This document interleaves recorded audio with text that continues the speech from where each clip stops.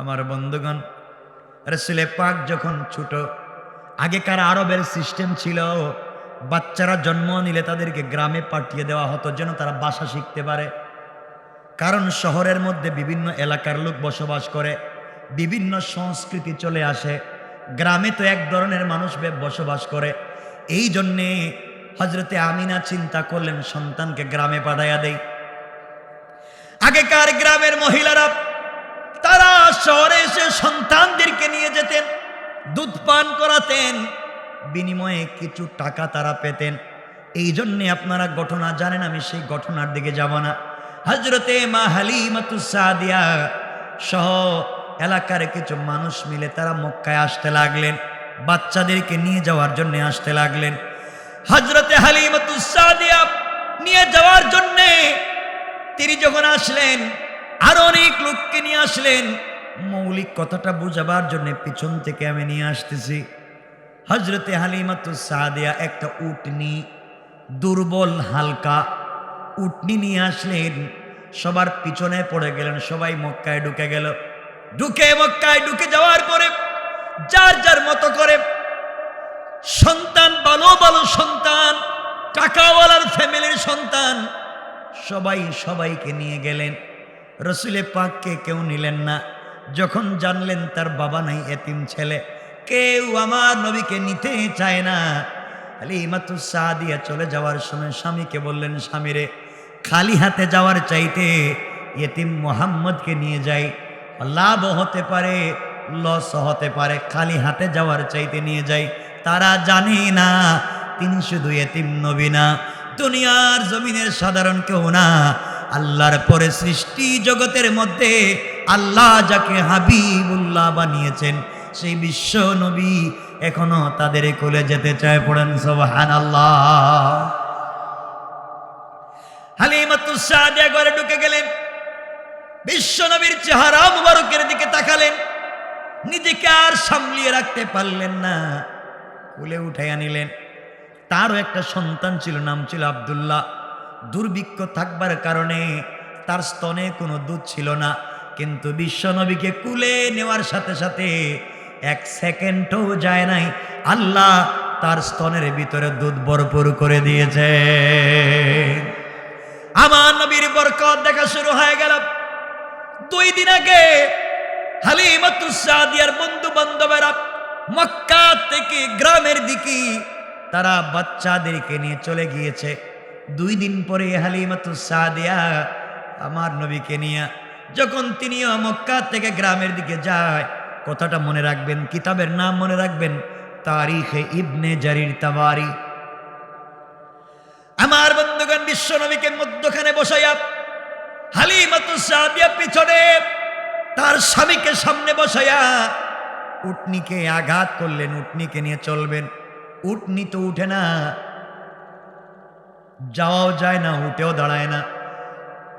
আঘাত করতে লাগলেন, বেত্রাঘাত করতে লাগলেন, উটনি উঠে না। আল্লাহ পাক রব্বুল ইজ্জতুল জালাল হালিমাতুস সাদিয়ার উটনির জবান খুলে দিলেন।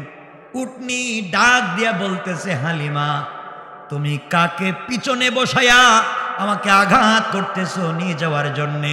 আল্লাহ পাক যাকে সৃষ্টির সবার সামনে সম্মান দিয়েছে, তুমি তাকে পিছনে বসায়া আমাকে কিয়ামত পর্যন্ত আঘাত করলে নিতে পারবে না। সেই মুহাম্মদুর রাসূলুল্লাহ সাল্লাল্লাহু আলাইহি ওয়াসাল্লামকে সামনে বসাইয়া দাও। রাসূলে পাককে সামনে বসাইয়া দেওয়া হলো। 2 দিন আগে উটনি গোলা নিয়ে তার বন্ধু বান্ধব যেখানে গিয়েছে, 2 দিন পরে সফর করে এত শক্তিশালী হয়ে গেল। 2 দিন আগে যারা গিয়েছেন তাদের আগে তিনি নিজের গ্রামে পৌঁছে গেলেন। বরকত দিয়েছেন কে? আরো জোরে বলেন কে? রাসূলে পাক গেলেন, ওখানে থাকলেন, ভাইয়ের সঙ্গে, তার দুধ ভাই আব্দুল্লাহর সঙ্গে মাঠে গেলেন। ওই সময় একবার সিনা চাক হয়েছে, এটা এতটুকুনি রাখলাম। এরপরে রাসূল বড় হতে লাগলেন, নবুয়ত পর্যায়ে পৌঁছে যাচ্ছেন। রাসূলে পাক নবুয়ত লাভ করলেন, আমরা ওখানে পৌঁছে গেলাম। মধ্যখানে 40 বছর বাদ। উনি এত কথা বললে আমি পুরো সূরা বলতে পারবো না। 40 বছরের কত বাদ রাসূল নবুয়ত লাভ করলেন। নবুয়ত লাভ যখন করলেন, কথাগুলো মনোযোগ দিয়ে শুনবেন, কেমনে নবুয়ত লাভ করলেন আপনাদেরকে বুঝাচ্ছি। আমার বন্ধুগণ, বিশ্বনবী সাল্লাল্লাহু আলাইহি ওয়াসাল্লাম নবুয়ত লাভ করার পূর্বে তিনি ধ্যান করতেন, আল্লাহর নামে ধ্যান করতেন, জিকির করতেন। গারে হেরায়, হেরা নামক গুহায় রসুল পাক ধ্যান করতেন। ওই জায়গায় তিনি যখন হযরতে খাদিজাকে বিয়ে করলেন, বিয়ে করবার পরে যখন ধ্যান করেন, আমার বন্ধুগণ কথাগুলো বুঝবেন, হঠাৎ করে একদিন আমার নবী দেখেন আসমান জমিনের মধ্যখানে নূরের মিম্বরে বসে একটা লোক আমার নবীকে ইয়া মুহাম্মদ, ইয়া মুহাম্মদ বলে ডাক দেয়। নবীজি আশ্চর্য হয়ে গেলেন, কে আমাকে প্রতিদিন ডাক দেয়, আমি চিনি না। একদিন বাড়িতে আসলেন, স্ত্রী খাদিজাতুল কুবরাকে বলেন, খাদিজা, একটা লোক আমাকে প্রতিদিন ইয়া মুহাম্মদ বলে ডাক দেয়, আমি চিনি না। খাদিজাতুল কুবরা বলছেন, স্বামী রে, আমার মন বলতেছে দুনিয়ার কোনো জিন্নাত, দুনিয়ার কোনো শয়তান আপনাকে ডাকতে পারে না, ধোঁকা দিতে পারে না। আমার মন বলতেছে সে আল্লাহর কোন রহমতের ফেরেশতা হবে। আর যদি ডাক দে, আপনি বলবেন প্রতিদিন আমার নাম ধরে ডাকো, কিছু বলো না কেন? স্ত্রীর পরামর্শ। আমার বন্ধুগণ, এক পর্যায়ে বিশ্বনবী পৌঁছে গেলেন। হঠাৎ করে একদিন দেখেন নূরের মিম্বরে বসে একটা লোক এসে ইয়া মুহাম্মদ বলে ডাক দিয়েছে। আমার নবী বললেন, কে তুমি আমাকে ডাক দিলা?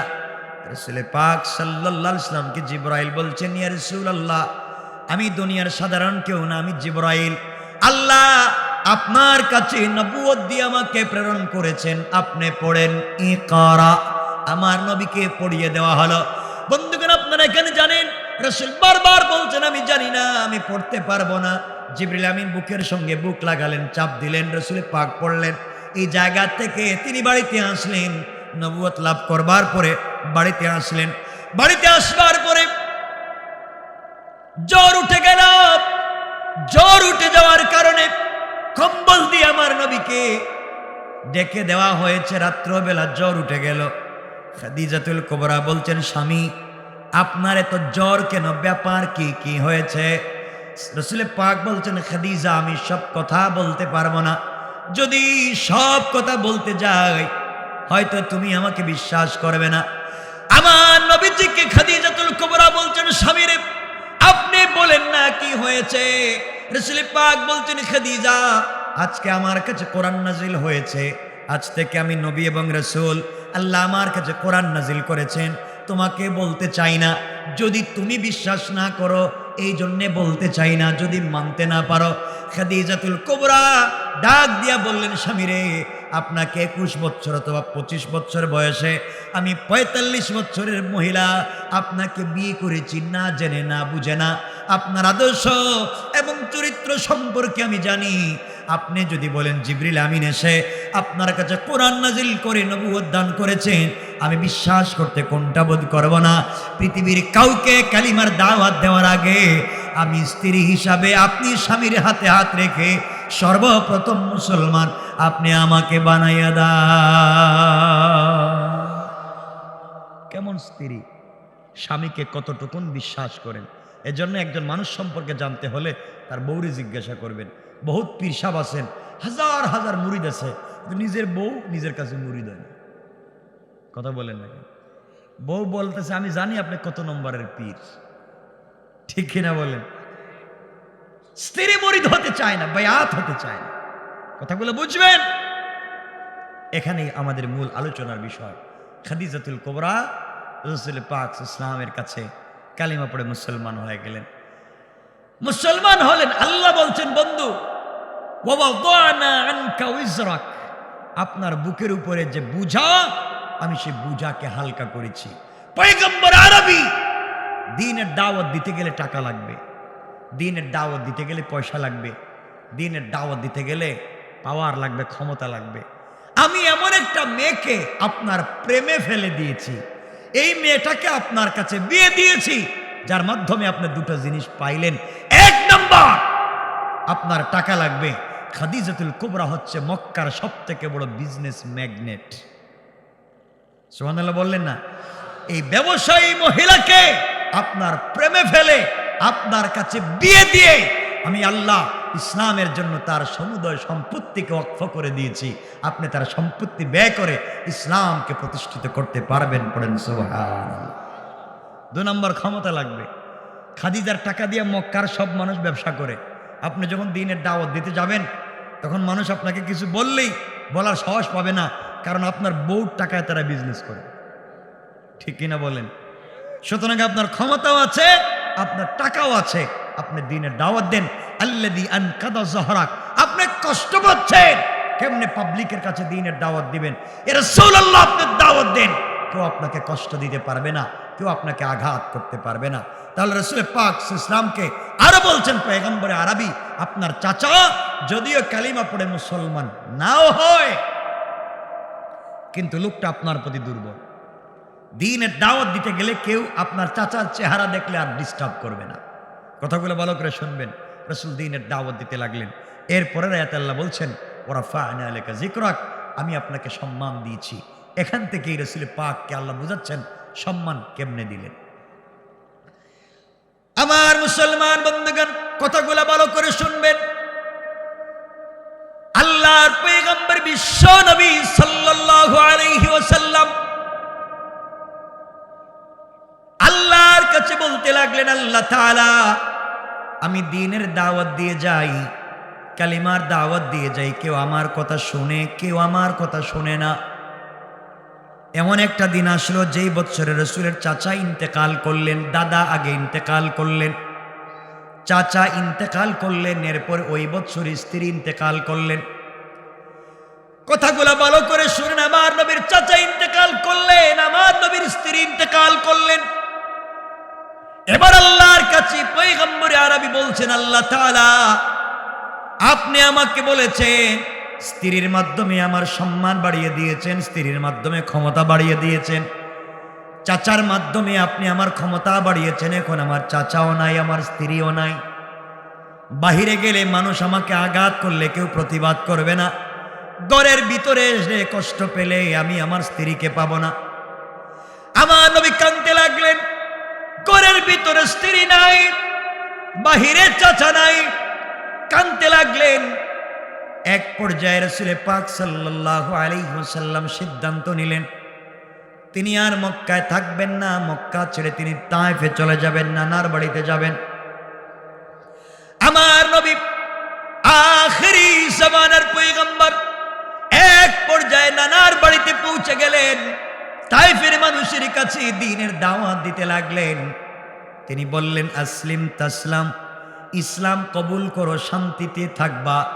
এই কথাগুলা মাত্র বলেছেন।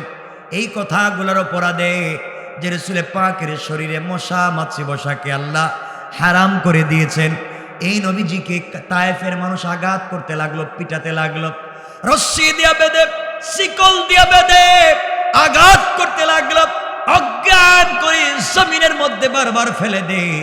নবীজির শরীর মুবারক থেকে রক্ত ঝরতে লাগলো, রাসূলের শরীরের মধ্যে বসন্তের মতো দাগ হয়ে গেল। কথাগুলা বুঝবেন কি বলতে চাই? পয়গম্বর আরবিকে তো আঘাত করেছে, শরীর থেকে রক্ত ঝরতেছে, কাপড়গুলা রক্তে লাল হয়ে ভিজে যায়, অজ্ঞান হয়ে জমিনে পড়ে যান। অপরাধ শুধু একটা, কালিমার দাওয়াত দিয়েছেন, আর কোনো অপরাধ নাই। এই জন্য আঘাত করল, এই জন্য মারল। জ্ঞান ফিরবার পরে রাসূল পাক সাল্লাল্লাহু আলাইহি ওয়াসাল্লাম হযরত যায়েদ ইবনে হারিসাকে সঙ্গে নিয়ে চিন্তা করলেন, আজকে কোথায় যাব?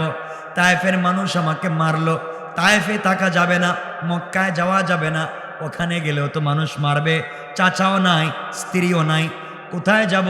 এই জন্যে তিনি উম্মে হানির বাড়িতে চলে গেলেন, আত্মীয় উম্মে হানির বাড়িতে গেলেন। আমার রাসূলের পা মুবারক ফুলে আছে, গোটা বডি থেকে রক্ত ঝরতেছে, কাপড়গুলা ছেঁড়া, জুতা মুবারক ছেঁড়া, আঘাতের দাগ বডিতে লেগে আছে। দীর্ঘদিন পরে আমার নবী উম্মে হানির ঘরে যখন থাকেন, গভীর রাত্র হয়ে গেলে নিজের শরীরের দিকে তাকালে চোখের পানি ছেড়ে দেন। আহারে, আল্লাহ আমাকে বলেছেন ওয়ারাফা'না লাকা যিকরাক, বন্ধু আপনাকে সম্মান আমি আল্লাহ দিয়েছি, কোথায় আমাকে সম্মান দিলে? মানুষ আমাকে কালিমার দাওয়াত দিলে মারে, আমার পাঞ্জাবি ছেড়ে ফেলে, আমার শরীর থেকে রক্ত জড়ায়, কোথায় আল্লাহ আমাকে সম্মান দিলেন? আল্লাহ তাআলা আপনি আমাকে বলেছেন সম্মান দিয়েছেন, দুনিয়ার মানুষ আমাকে আঘাত করে আমি কোথায় সম্মান পেলাম? এইভাবে যখন আমার নবী কান্না করতে লাগলেন, হঠাৎ করে গভীর রজনীতে উম্মে হানির ঘরে জিবরিল আমিন হাজির হয়ে গেলেন।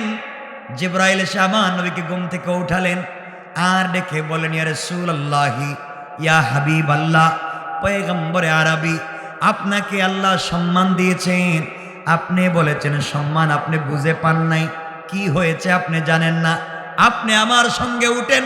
এই মুহূর্তে আমার আল্লাহ আসমানের নিচে জমিনের উপরে, তারপরে এত সম্মান কাউকে দেন নাই যেই সম্মান এই মুহূর্তে আল্লাহ আপনাকে দিতে চায়। সুবহানাল্লাহ বলেন। এই সম্মানগুলো পেতে হলে আপনাকে আমাকে, এক নাম্বার হলো অহংকার করা যাবে না। দুই নাম্বার আমার আল্লাহ বললেন কোরআনে, আমার আল্লাহ বললেন, ওয়াইদা খাতাবাহুমুল জাহিলুনা ক্বালু সালামা। আমার আল্লাহ বলেছেন, গোলাম রে, আল্লাহর গোলাম যদি নিজেকে দাবি করো, আল্লাহর গোলামের দুই নম্বর গুণ হলো, আমার গোলামকে কেউ গালি দিলে গালির জবাব দিবে না, মারলে মারির জবাব দিবে না, বরং আমার গোলামকে কেউ যদি দুনিয়ার জমিনে গালি দে, আমার গোলাম গালির জবাবে গালি না দেয়া ওই ব্যক্তির জন্যে শান্তি আর সালামতের দোয়া করে যায়। পড়েন সুবহানাল্লাহ। তাহলে আল্লাহর গোলামের দুই নম্বর গুণ, গালি দেওয়া যাবে। বলেন না, গালি দেওয়া যাবে? আপনারা দেননি, বলেন না, গালি দেওয়া যাবে? গালি কেউ দিলে বিনিময়ে কি দিবেন? সালাম। বিনিময়ে কি দিবেন? কেউ যদি গালি দেয় বিনিময়ে কি দিবেন? বলেন না, সবাই বলেন কি দিবেন? সালাম। দেননি আপনারা, দেন না, আজকের থেকে সালাম শুরু করে দিবেন। বাসায় গিয়ে আপনারা তো জীবনে বউরে সালাম দেন না, দেননি, দেন না কেন? কিছু কয় না কেন? আচ্ছা আপনারা বলেন তো, আমাকে একটা কথা বলেন, বউরে সালাম দেন না কেন? বলেন, কিছু কয় না কেন? বুঝলাম না, বউরে সালাম দেন না কেন? অবশ্যই দিবেন। রাসূল পাক সাল্লাল্লাহু আলাইহি ওয়াসাল্লামের স্ত্রী আমাদের মা খাদিজাতুল কুবরা হযরত আয়েশা সিদ্দিকা রাদিয়াল্লাহু তাআলা আনহা বলছেন, ওয়াল্লাহি, আল্লাহর কসম, আমার জিন্দেগিতে রাসূল পাককে অনেকবার সালাম দিতে চাইছি, কিন্তু নবীজির আগে নবীজিকে সালাম দিতে পারিনি। সুবহানাল্লাহ বলেন না। নবীজি নিজের স্ত্রীদেরকে সালাম দিছেন, তো আপনারা দেন না কেন? হ্যাঁ, আজকের থেকে গিয়ে সালাম দিবেন? কিছু বলেন না, বলেন আজকে গিয়ে সালাম দিবেন তো? দরজা দাঁড়াইয়ে সালাম দিবেন, বউ আসসালামু আলাইকুম ওয়া রাহমাতুল্লাহ বলবেন তো আজকে? বউ বলবো, মা আজকে নাকি ভূতে ধরলো নাকি, তা হঠাৎ দিকে সালাম দে? তুমি বলবে এতদিন আমার মাথায় ভূত ছিল, আজকে ভূত গেছে, এজন্য আমি সালাম দিচ্ছি। সালাম দিবেন তো ইনশাল্লাহ? বলেন সালাম দিবেন, বউর সাথে ভালো ব্যবহার করবেন। কষ্ট হচ্ছে না তো? আমার রাসূল জিবরিল আমিনকে বলছেন, ও জিবরাইল, আল্লাহ আমাকে বলছেন কত সম্মান দিয়েছেন, আমি তো সম্মানের কিছুই পাই না। মক্কাত গেলাম পিটায়, তায়েফে গেলাম, তায়েফের মানুষ আমাকে পিটায়, তো আল্লাহ যে বললেন আমার এত সম্মান দিয়েছেন, খালি মায়ের খাইতেছি, শরীরটা লাল হয়ে গেছে, রক্ত পড়তেছে, পাঞ্জাবি ছেঁড়া, জুতা ছেঁড়া, আমার সম্মান কোথায়? জিবরিল আমিন বলছেন, ইয়া রাসূলুল্লাহ, আপনি ঘুম থেকে উঠেন, আমার সঙ্গে চলেন কাবা চত্বরে, আপনাকে কাবা চত্বরে নিয়ে যাই। রাসূল পাককে জিবরিল আমিন কাবা চত্বরে নিয়ে গেলেন, শোয়া দিলেন, বুকটা কাটলেন, বুকের ভিতর থেকে কলটাকে বের করলেন, জমজমের পানি দিয়ে ধুইলেন, কেটের ভিতর থেকে কালো কালো কি বের করে ফেলে দিলেন। এরপরে ইলম এবং হিকমত নূরের তস্তরিতে করে হযরত জিবরিল আমিন নিয়ে আসছিলেন ইলম এবং হিকমত রসুলে পাকের ভিতরে ঢুকাইয়া আবার লাগাইয়া দিলেন। জিবরাইল বলছেন, ইয়া রাসূলুল্লাহ এখন আপনার কেমন লাগে? ইয়া রাসূলুল্লাহ আপনার এখন কেমন লাগে? রসুলে পাক বলছেন, ও জিবরাইল তুমি কেমনে আমার বুকটা কাটলে, কি যেন ঢুকাইয়া দিলে, কি যেন দুইয়া বের করে দিলে, এখন তো আমি চক্ষু বন্ধ করলে যেন আল্লাহর আরশ আজিম পর্যন্ত দেখতে পাই। আল্লাহু আকবার। ইলম এবং হিকমত। আমার বন্ধুগণ, জিবরিল আমিন বলছেন, ইয়া রাসূলুল্লাহ চলেন না, আপনাকে নিয়ে যাই। কোথায় যাইবেন এখন? আর চলেন আপনাকে আরেক জায়গায় নিয়ে যাই। জিবরাইল জানেন কিছু, আমার মা নাই, আমার বাপও নাই, আমার একটা ভাইও নাই, বোনও নাই, রাত্রেবেলা বাইরে হইছি, আমার কাপড় ছেঁড়া, জুতাটাও ছেঁড়া, কই নিয়ে যাইবে আমারে তুমি? জিবরিল আমিন বলছেন, ইয়া রাসূলুল্লাহ আপনি উঠেন, আল্লাহ আপনাকে সম্মান দিয়ে বলেছেন ওয়া রাফা'না লাকা যিকরাক, আমি আল্লাহ কি আপনাকে সম্মান দেই নাই? পয়গম্বরে আরবি আপনি নাকি সম্মান পান নাই, চলেন আপনাকে নিয়ে যাই। জিবরিল আমিন আমার নবীকে নিয়ে যাইতে যাইতে তিনি চলে গেলেন বাইতুল মুকাদ্দাস পর্যন্ত।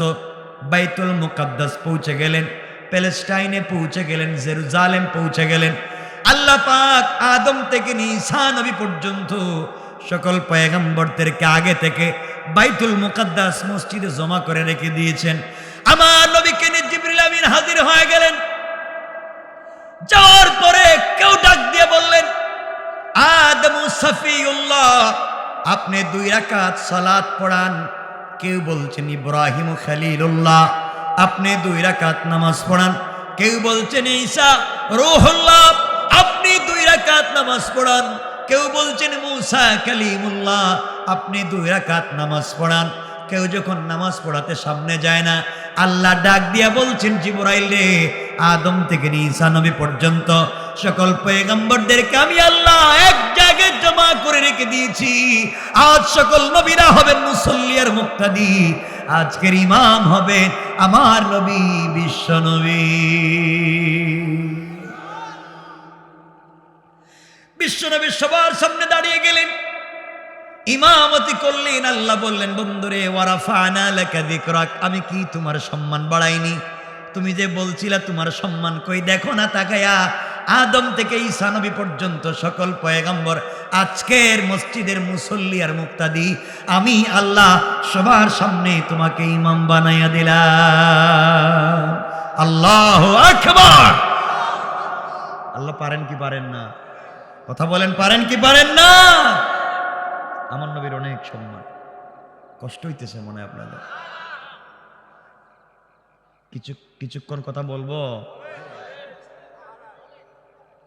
একটু দেখি তখন, একটু হাত উঠান তো। এখন কার কার কষ্ট হচ্ছে?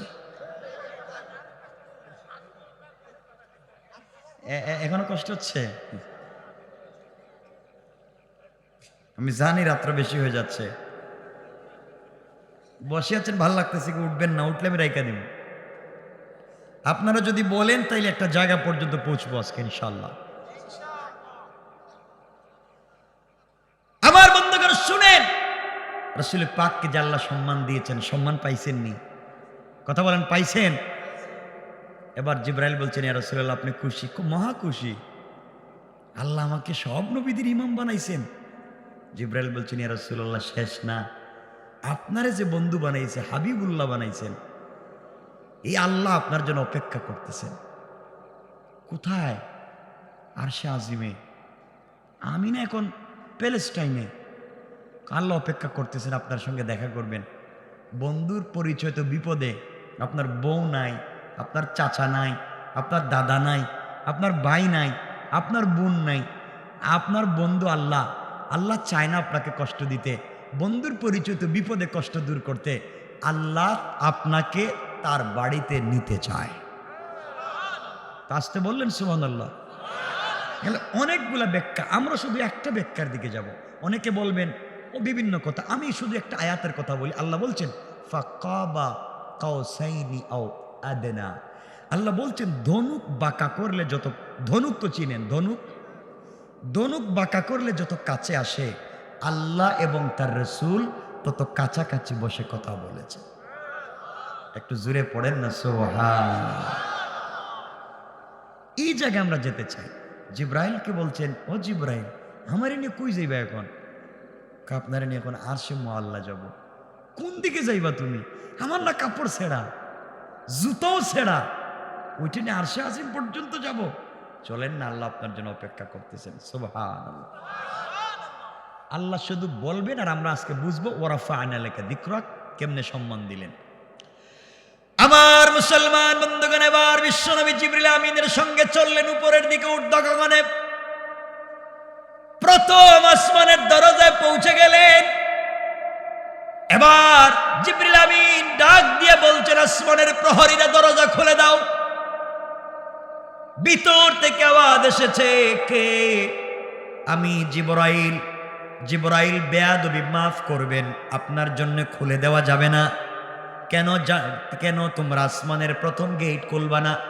ও জিবরাইল, পৃথিবীর জন্ম থেকে নিয়ে আজ অবধি পর্যন্ত আল্লাহ তাআলা আসমানের প্রথম গেট থেকে নিয়ে আরশে মুআল্লা পর্যন্ত ডিজাইন করেছেন। আল্লাহ তাআলা স্ট্রাকচার সুন্দর করে ডেকোরেশন করেছেন। জান্নাতের প্রথম গেট থেকে লাল গালিচা বিছিয়ে দিয়েছেন। সিদরাতুল মুনতাহা পর্যন্ত আমার আল্লাহ জান্নাতুল ফিরদাউস থেকে কাঁচা ফুল এনে ছিটাইয়া দিয়েছেন।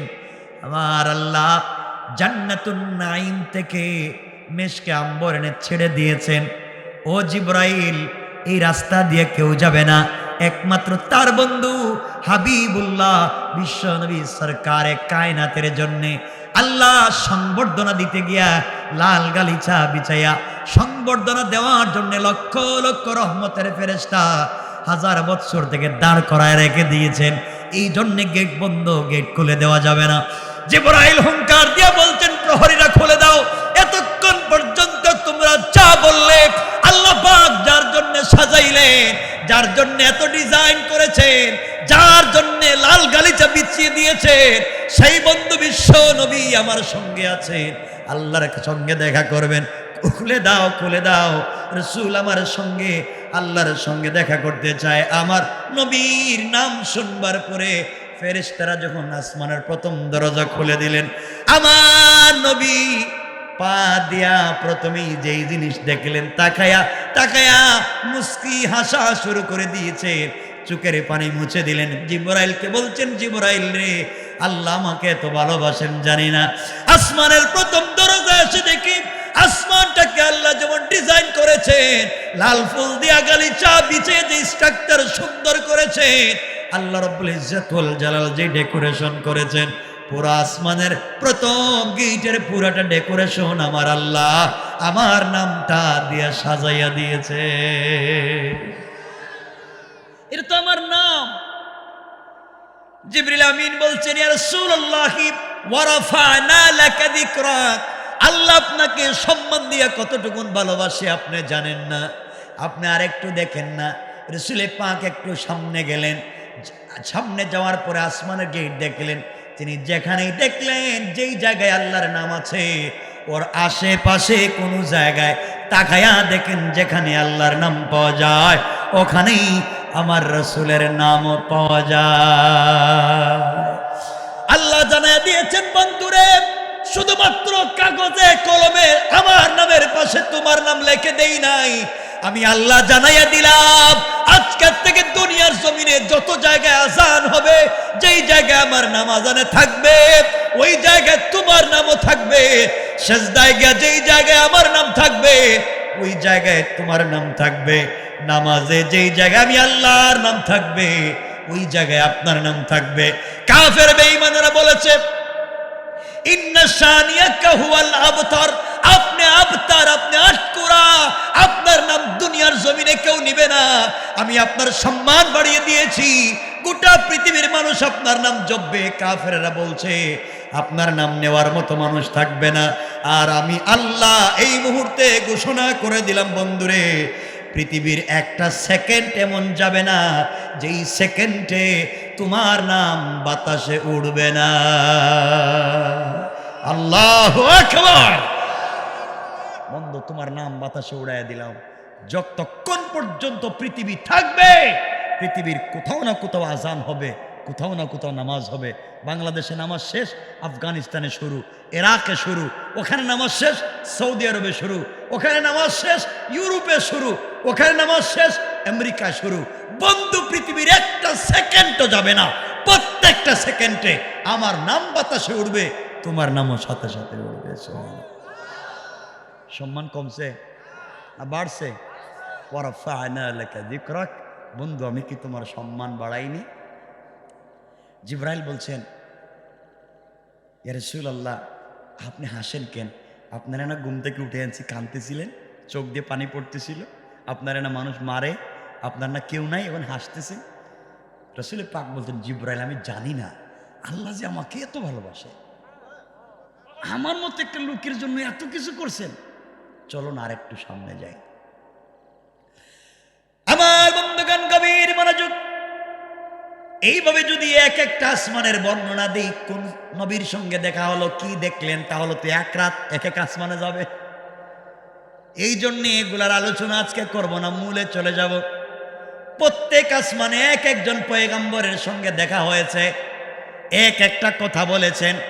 যেতে যেতে আমার নবী জান্নাতে গেলেন, জাহান্নামে গেলেন, 7 আসমানের উপরে উঠে গেলেন, 7ম আকাশের উপরে উঠে আমার নবী পৌঁছে গেলেন সিদরাতুল মুনতাহায়, যার কাছে আছে ইনদাহা জান্নাতুল মাওয়া, যার কাছে জান্নাতুল মাওয়া, সিদরাতুল মুনতাহা বলা হয়।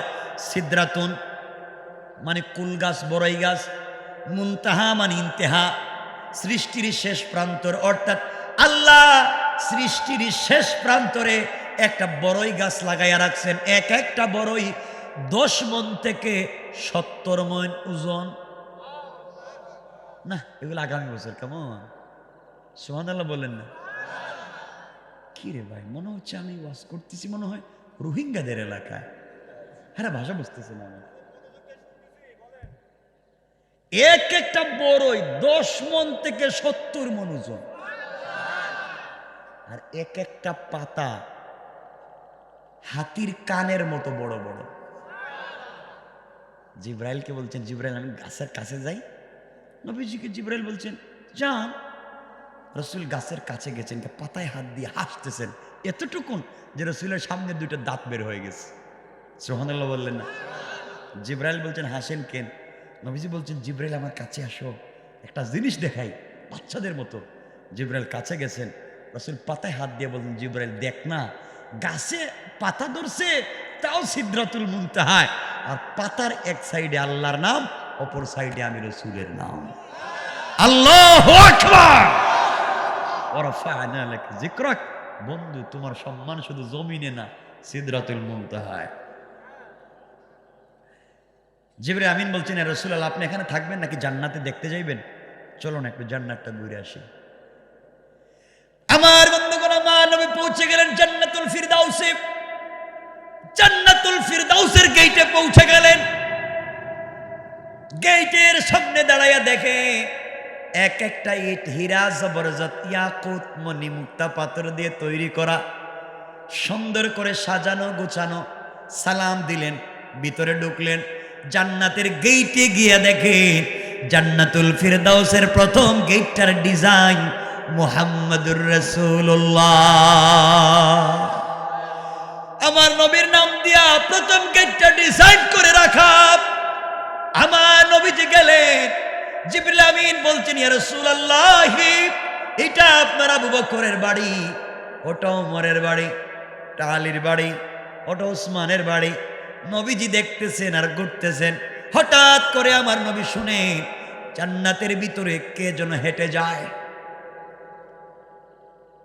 নবীজি ডাক দিয়ে বলছেন, জিবরাইল, বলো, আমার আগে কি কেউ জান্নাতে এসেছে? জিবরাইল বলছেন, ইয়া রাসূলুল্লাহ, না না, আপনার আগে কেউ জান্নাতে আসে নাই, আপনিই তো প্রথমে আসলেন।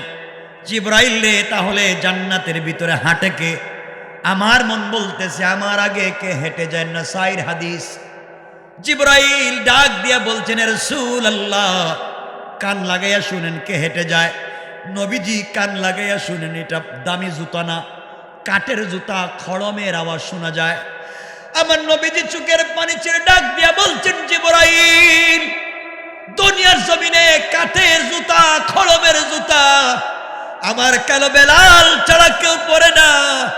আমার বেলাল কাঠের জুতা, খড়মের জুতা পরে। জিবরাইল রে, এটা কি আমার কালো বেলালের পায়ের আওয়াজ শোনা যায় কিনা? জিবরাইল বলছেন, রাসূলুল্লাহ, আপনি একটু তালাশ করে দেখেন কার আওয়াজ। নবীজি সিদ্ধান্ত নিলেন এটা হযরতে বেলালের পায়ের আওয়াজ। চিৎকার করে কান্না শুরু করে দিলেন। আওয়াজ হলো, আওয়াজ আসলো, বন্ধুরা আপনি কাঁদবেন না, আপনাকে কাঁদাবার জন্য আমি আল্লাহ জান্নাতে নিয়ে আসি নাই, আপনি কাঁদবেন না। যার পায়ের আওয়াজ শুনেছে সে বেলাল, এতে সন্দেহ নাই। কেন আপনার আগে আমি বেলালের পায়ের আওয়াজকে জান্নাতে পৌঁছে দিলাম। বন্ধুরে, বেলাল আপনাকে ভালোবাসে, বেলাল আমাকে ভালোবাসে। বেলাল তোমাকে পাওয়ার জন্যে, আমাকে পাওয়ার জন্যে বুকের উপরে পাথর চাপা দিয়া হাত বলেছে। তাকে উত্তপ্ত বালির মধ্যে, পাথরের মধ্যে টানা হেঁচড়া করা হয়েছে।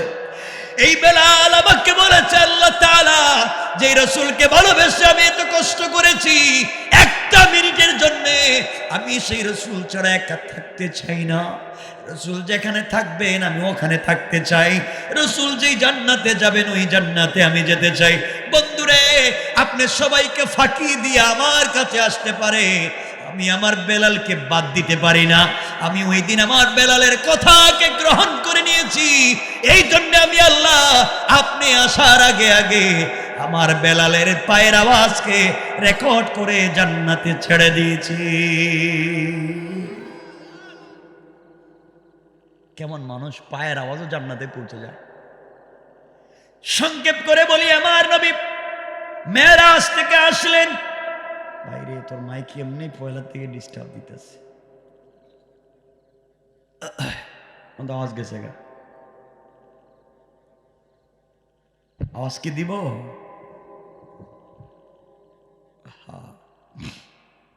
কথাগুলো বুঝেন, যা বলা যায় যতক্ষণ 12টা হয়ে গেছে। চাইছিলাম তো কথা কিছু বলবো। আমার বন্ধুগণ, কথাগুলো বুঝেন, কি বলতে চাই। এক পর্যায়ে আল্লাহ তাআলা বলছেন, বন্ধুরে জিব্রাইলকে জিজ্ঞাসা করো বেলাল আওয়াজ কেমনে আসলো। জিবরিল আমিনকে জিজ্ঞাসা করলেন। রাসূল পাক দুনিয়া এসে বেলালকে বলছেন, বেলাল বলো না কি এমন আমল করো যে আমলের কারণে তোমার আওয়াজটা জান্নাত, তোমার পায়ের আওয়াজ জান্নাতে পৌঁছে গেল।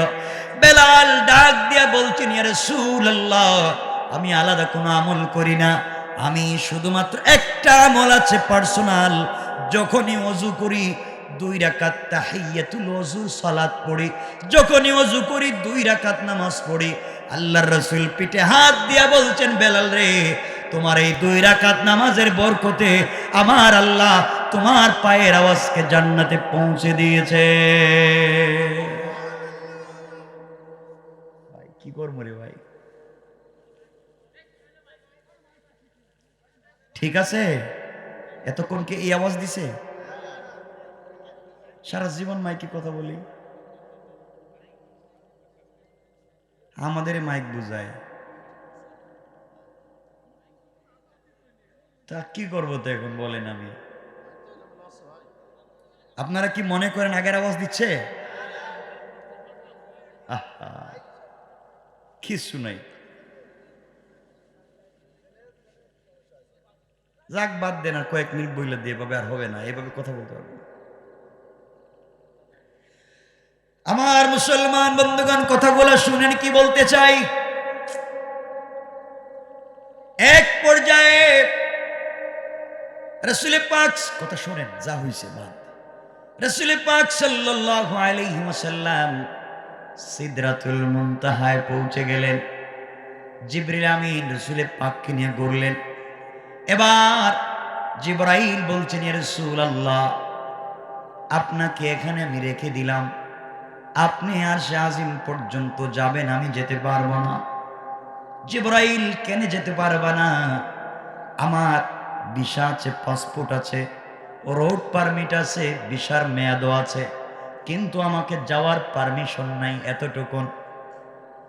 আমার বন্ধুগণ, এক পর্যায়ে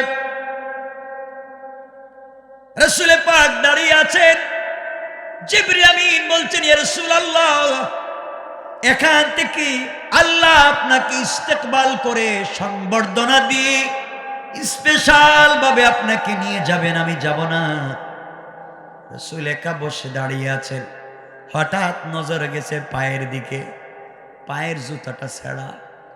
আহারে, আরশে আজিম পর্যন্ত যাব, ছেঁড়া জুতা নিয়ে কি মানুষ যায়? আমার নবীর মনে পড়ে গিয়েছে মুসা কালিমুল্লাহর কথা। মুসা কালিমুল্লাহ আল্লাহর সঙ্গে কথা বলবার জন্যে তুর পাহাড়ে গিয়েছিলেন। আল্লাহ মুসাকে বলছেন, মুসা ফাখলানা আলাইকা ইন্নাকা বিল ওয়াদিল মুকদ্দাস তুওয়া। ও মুসা, এটা পবিত্র উপত্যকা তুরে সাইনা, পবিত্র পাহাড়, জুতা নিয়ে আসা যায় না, জুতা খুলে তুমি আসো। নবীজি চিন্তা করলেন, মুসার মতো পয়গম্বরকে আল্লাহ জুতা নিয়া তাকে পাহাড়ে যাইতে দিলেন না, আমি কেমনে জুতা নিয়ে আরশে আজিমে যাই? জুতা খুলে ফেললেন। আওয়াজ হলো, আওয়াজ আসলো, বন্ধুরে জুতা খুলবেন না, আপনি জুতা পায়ে দেন। আপনার জুতার নিচে যে দুলি কণা গোলা রয়েছে, ওই দুলি কণা গোলার মাধ্যমে আমি আল্লাহ আমার আরশে আজিমকে সম্মানিত করতে চাই। আল্লাহু আকবার। ওয়া রাফা'না লাকা যিকরাক। বন্ধু, তোমারে শুধু সম্মান দিছি না, তোমার পায়ের জুতার নিচের ধুলি কণারও সম্মান দিছি। চিন্তা করতেছেন রাসূলের সম্মান? আমরা ওয়া রাফা'না লাকা যিকরাকে আছি। কষ্ট হচ্ছে না তো? রাসূলের পাক এখন সংক্ষেপ, আমরা আরো সামনে যাওয়া লাগবে তো, অনেক কথা। এখানে ওয়া রাফা'না লাকা যিকরাকে আছে, আরো সামনে যাইতে হবে। আমার নবীজি পৌঁছে গেলেন। এখানে অনেক কথা আছে, ইখতিলাফ আছে, মতবিরোধ আছে। আমি যেহেতু একটা বর্ণনা দিচ্ছি, শুধু একটাই বলবো, কথা বুঝতেছেন না? পৌঁছে গেলেন আল্লাহর সঙ্গে দেখা করার জন্য। ফাকাবা কাউসাইনি আও আদনা, দনক বাঁকা করলে যত কাছে, নবী এবং আল্লাহ তত কাছে। একটু জোরে বলেন না, বিশ্বাস হচ্ছে না? আল্লাহর কাছে গিয়ে রাসূল মুচকি মুচকি হাসতেছেন, এদিক সেদিক তাকাচ্ছেন। আল্লাহ বলছেন, বন্ধু কি তুমি না ঘুমেছিলে, কাঁদতেছিলে, এখানে এসে এদিক সেদিক ঘুরো কেন? আল্লাহ, আমি জানি না আমার থেকে যে আপনি আমার জন্য এত পাগল। আপনার আরশে আজিম আসছি, আপনার আরশে আজিমের চেয়ার, আরশে আজিমের পিলার, আর আরশে আজিমের ডিজাইন, স্ট্রাকচার সবকিছু তো আমার নাম দিয়া করেছেন। আল্লাহু আকবার। আল্লাহ বলছেন, বন্ধু তুমি জানো না আমি তোমাকে কতটুকু ভালোবাসি। কথা বলতেছেন। আল্লাহ বলছেন, বন্ধু তোমাকে আনছি কষ্ট দূর করার জন্য, বন্ধুর কাছে আনলাম। এখন বলো তো, তুমি যে আসলা আমার বাড়িতে, বন্ধু বন্ধুর বাড়িতে গেলে তো গিফট নেই, উপহার নেই, হাদিয়া নেই। তুমি যে আমার বাড়িতে আইলা, কোন উপহার আনছো, গিফট আনছো? নবীজি বলছেন, আল্লাহ আপনি কি আমাকে কি এত এত কি এভাবে কি ভাবছেন? আমি কিছু বুঝি না? আমি তো খালি হাতে আসি নাই, আমি হাদিয়া আনছি। আল্লাহ বলছেন, তাহলে হাদিয়াটা দাও। সুবহানাল্লাহ বলবেন না? কি হাদিয়া আনছো? আমার জন্য খালি হাতে আইছো, আবার হাদিয়া আনছো? আনছি তো, আমি খালি হাতে যাই না। আল্লাহ বলেন, হাদিয়া দাও। আমার নবী জবাব দিচ্ছেন, আত্তাহিয়াতু লিল্লাহি ওয়াস সালাওয়াতু ওয়াত তাইয়্যিবাত। আমার আল্লাহ তাআলা, আমার কলিজার টুকরা আল্লাহ, আমি আপনার জন্য গোটা জিন্দেগীর সকল সালাত, সকল সালাম, সকল পবিত্রতা যা আছে এই মুহূর্তে সব কিছু আপনাকে হাদিয়া করে দিলাম। আল্লাহ খুশি হয়ে গেছে, এত হাদিয়া। আমার আল্লাহ বলছেন, আসসালামু আলাইনা ওয়া আলা ইবাদিল্লাহিস সালিহিন। বন্ধু তুমি আমাকে সালাম দিয়েছো, তোমাকে সালাম, এটা পরে তোমাকে সালাম, আসসালামু আলাইকা আইয়ুহান নবী। আল্লাহ সালাম দিচ্ছেন, আসসালামু আলাইকা আইয়ুহান নবী, না ইয়া নবী। আর আপনারা বলেন ইয়া নবী। আল্লাহ বলছেন আসসালামু আলাইকা, আগে সালাম দিছেন এরপরে ডাকছেন। আর আপনারা আগে বলেন ইয়া নবী, এরপরে বলেন সালাম আলাইকা। আগে রাসূলকে ডাকেন এরপরে সালাম দেন, আর আল্লাহ আগে সালাম দিছেন এরপরে ডাকছেন। সুবহানাল্লাহ বলেন। আল্লাহ তার রাসূলকে ইজ্জত কেমনে দিবেন শিক্ষা দিচ্ছেন। আগে দিছেন আসসালামু আলাইকা, এরপরে বলছেন আইয়ুহান নবী। আগে সালাম দিছেন তারপরে নবীরে ডাকছেন, আর আপনারা আগে ডাক দেন পরে সালাম দেন। এই উল্টা কাজ করে। কষ্ট পাইলেন আমার কোথায়? আল্লাহ আগে দিলেন সালাম তারপরে ডাকলেন, আর আপনারা আগে ডাকেন। কইরেন না এভাবে, বুঝবেন। নবীজিকে যখন সালাম দিয়েছেন আল্লাহ আসসালামু আলাইকা আইয়ুহান নবী, এখন তো নবীজি সালামের জবাব দেওয়া লাগবে। বলেন না কেন? না লাগবে না? নবীজি সালামের জবাব দিচ্ছেন না, না দিয়া চেহারা নিচের দিকে করে চোখের পানি ছেড়ে কাঁদতেছেন। আল্লাহ বলছেন কি ব্যাপার, আপনি কাঁদবেন কেন? আপনাকে আমি সালাম দিলাম। রাসূলুল্লাহ, আপনার কি ফাতেমার কথা মনে পড়েছে? আপনার কি খাদিজার কথা মনে পড়ছে? আপনার কি আরো কারো কথা মনে পড়ছে? নবীজি বলছেন আল্লাহ আমার কারো কথা মনে পড়ে নাই। তাহলে আমার সালামের জবাব দিচ্ছেন না কেন? আমার নবী জবাব দিচ্ছেন আল্লাহ তাআলা, আপনার এখানে আসলাম, আপনি আমাকে সালাম দিলেন, সম্মান দিলেন, কত কথাই না জিজ্ঞাসা করলেন, আমার পরিবারের কথা জিজ্ঞাসা করলেন, যে উম্মতের জন্য তায়েফে রক্তাক্ত হলাম, একটা বারের জন্য আপনি আমার গুনাহগার উম্মতের কথা জিজ্ঞাসা করলেন না। যতক্ষণ পর্যন্ত আপনি আমার গুনাহগার উম্মতগুলোকে সালাম না দিবেন, ততক্ষণ পর্যন্ত আমি আপনার সালামের জবাব দিব না।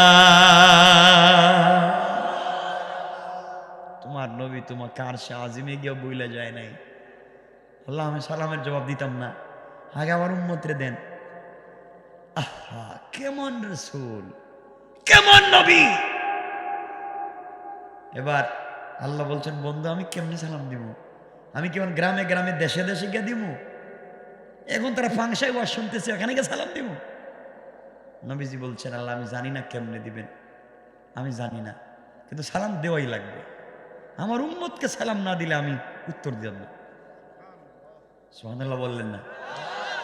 আল্লাহ বলেন আসসালামু আলাইনা ওয়া আলা ইবাদিল্লাহিস সালিহিন, সকল ইবাদে সালেহ বান্দাদেরকে আমার পক্ষ থেকে সালাম। নবীজি বলেন এই সালাম মানি না। কেন?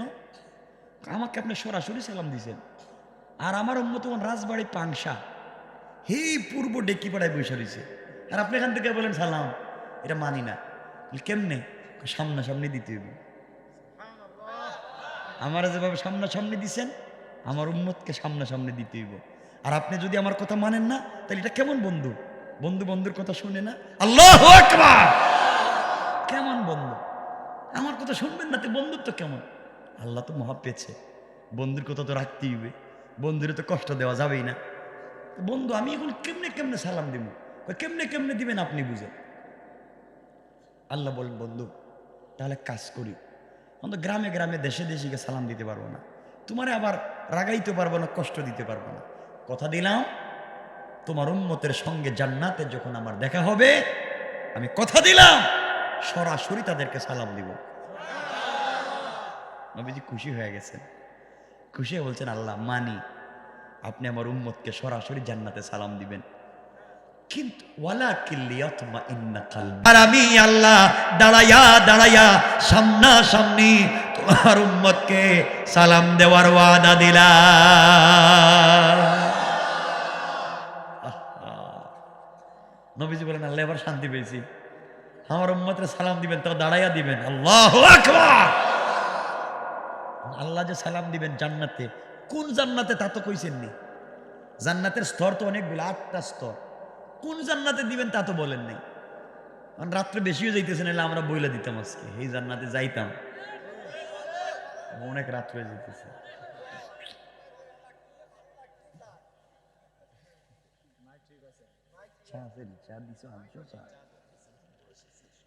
কোন জান্নাতে এটা বলেন নাই, কিন্তু আমরা বলি রাসূল হাদিসে বলছেন এই জান্নাতের নাম দারুস সালাম। জান্নাতের নামই সালামের জান্নাত। সুবহানাল্লাহ বলেন না। দারুস সালাম এটা এমন এক জান্নাত, যেই জান্নাতে আল্লাহ নিজের হাতে উম্মতের জন্য খেজুর গাছ লাগাইছেন।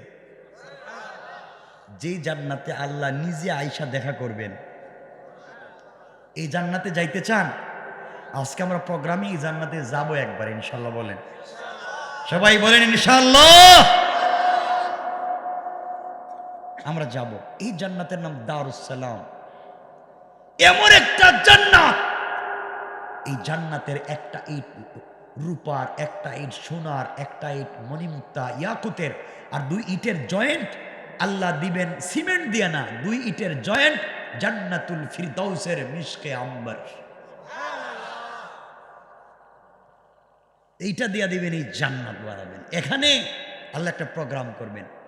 এই প্রোগ্রামে হামদে বারি তাআলা পরিবেশন করার জন্যে আল্লাহ দাওয়াত করবেন হযরত ইসরাফিলকে। বিশেষ অতিথি হিসাবে দাওয়াত করবেন পয়গম্বর দাউদ আলাইহিস সালামকে। প্রধান অতিথি হিসাবে দাওয়াত করবেন আমার নবী, আপনার নবী, বিশ্ব নবীকে। আর সভাপতিত্ব করবেন স্বয়ং আল্লাহ। আমরা এই প্রোগ্রাম পর্যন্ত আজকে যাওয়ার নিয়ত আছে, কিন্তু আপনাদের কষ্ট হচ্ছে আমি বুঝতেছি। যতই না কোন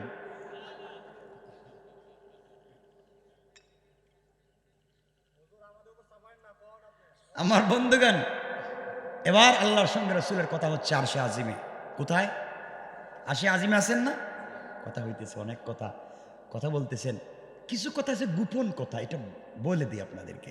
দেখবেন বন্ধু বন্ধুর সাথে কথা বলতেছে রেস্টুরেন্টে বসে, 50-60 জন বসা। এক বন্ধু আরেক বন্ধুকে বলছে, দোস্ত ওই যে গতকালকে একটা কথা বলছিলাম না, এক জায়গায় যাবো। ওকে। কেউ বুঝলো না, এরা 2 জন বুঝলো। ঠিক আছে না?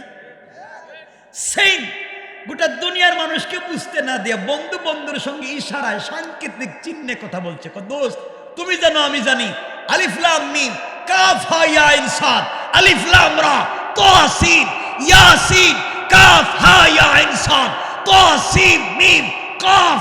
এইভাবে আল্লাহ তার বন্ধুর সাথে কথা বলেছেন ইশারা ইঙ্গিতে, দুনিয়ার কেউ জানে না। আল্লাহু আকবার। এটার নাম হুরুফে মুকাত্তাআত। কেউ বুঝে নাই, শুধু বন্ধু বন্ধুরটা বুঝছে। কথা চলতে আছে, হঠাৎ করে আল্লাহ বলছেন, বন্ধু কিছু চাইবা? আল্লাহ অনেক কিছুই তো দিলেন আপনি।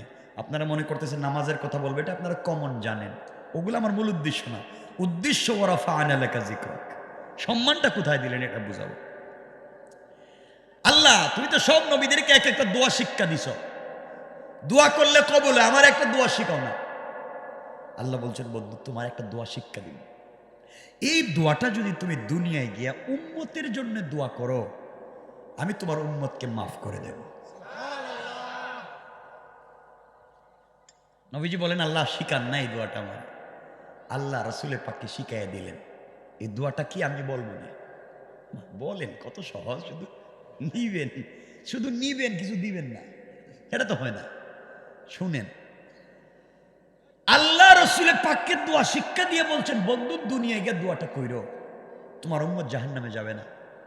নবীজি দোয়া শিক্ষা করার পরে দাঁড়ায় বলছেন, আল্লাহ আপনি আমার কি বোকা পাইছেন যে আমি দোয়া গিয়া দুনিয়ায় করব? কোথায় কি দোয়া করবো না? না, এই দোয়া দুনিয়া করতাম না, আমি রাইকা দিলাম। তাইলে কি? আল্লাহ কিয়ামতের দিনে যখন সবার পরে মুসিবত আসবে, ওই সময় আমি কিয়ামতের দিনে জাহান্নামের গেইটে দাঁড়াইয়া আমি আমার উম্মতের জন্য এই দোয়া করব। আমার বিশ্বাস তুমি একটা উম্মতকেও জাহান্নামে দিতে পারবে না।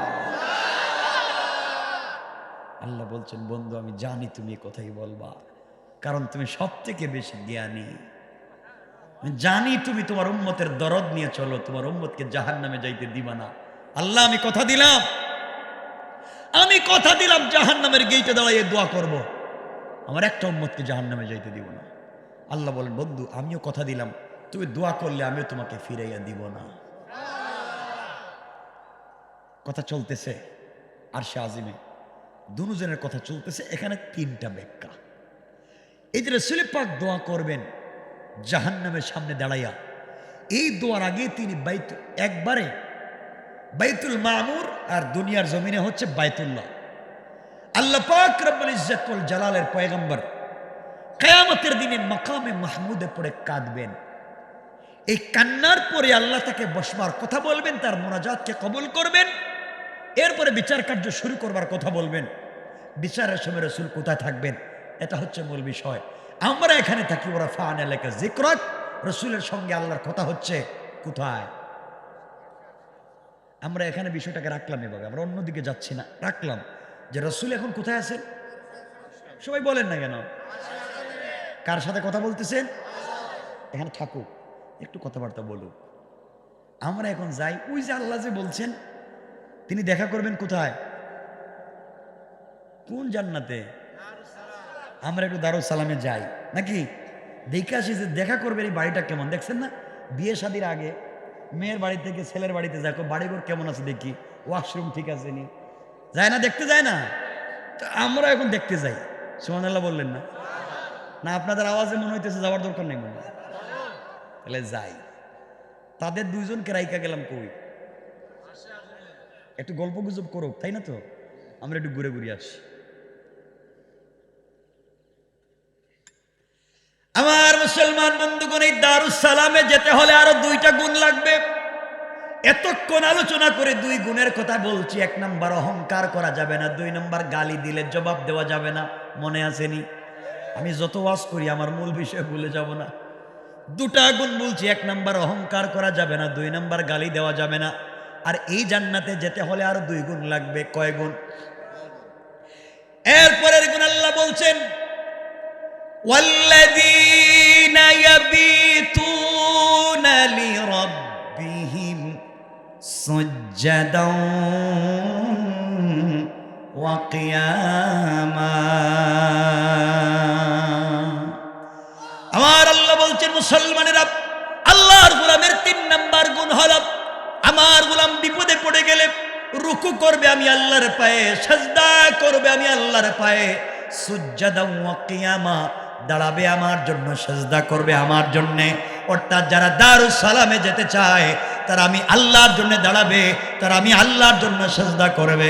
সুতরাং আজকালকে যারা আল্লাহর পা ছাড়া পীরের পায়ে সাজদা করে, মাজারে মাজারে গিয়া সাজদা করে, আল্লাহর কসম, আল্লাহর কসম, তারা আল্লাহর গোলাম হতে পারে না।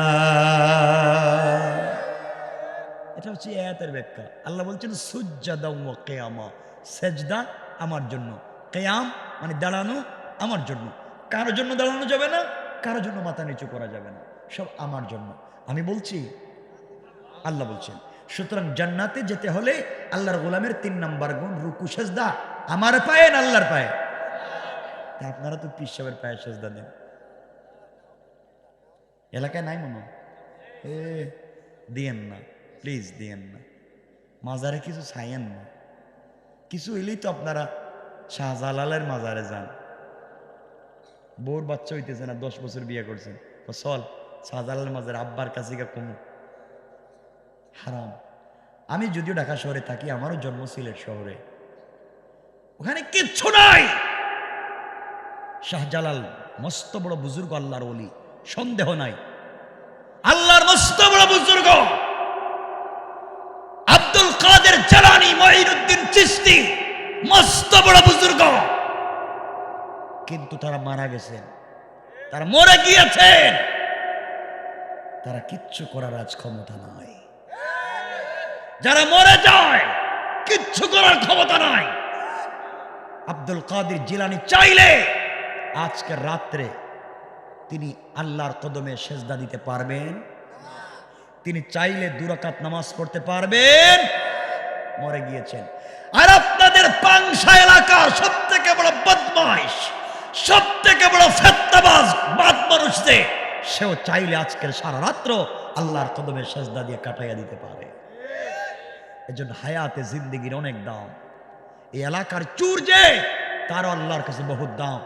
আল্লাহর কাছে আজকে রাত্রে চাইলে আল্লাহ তাকে ওলি বানাইয়া দিতে পারে। সুবহান।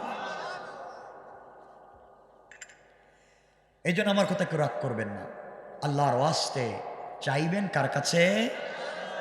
এখানে আরেক কথা মনে পড়ছে, বলবো না, ওই যে বাচ্চা টাচ্চা আপনারা চান, কারো কাছে চায় লাভ নাই, আল্লাহর কাছে চাইবেন। কোরআন পড়েন না এই জন্য জানেন না। হজরতে জাকারিয়া আলাইহিস সালামের বয়স 100 বছর। বাচ্চা দিছেন কে? জানেননি আপনারা কেমনে দিছেন? 2 মিনিটে আপনাদেরকে বলি এই কথাটা। বলেন বললে তো অনেক লম্বা হয়ে যায়, শুনেন না, শুনেন। হযরতে মারিয়াম ইমরানের স্ত্রী আল্লাহর কাছে দোয়া করলেন। ইমরানের স্ত্রী, আল্লাহ আমার একটা ছেলে সন্তান দেও। কেন? আমি বাইতুল মুকাদ্দাস যে মসজিদ, বাইতুল মুকাদ্দাস, এই মসজিদের খাদেম বানাবো, খাদেম।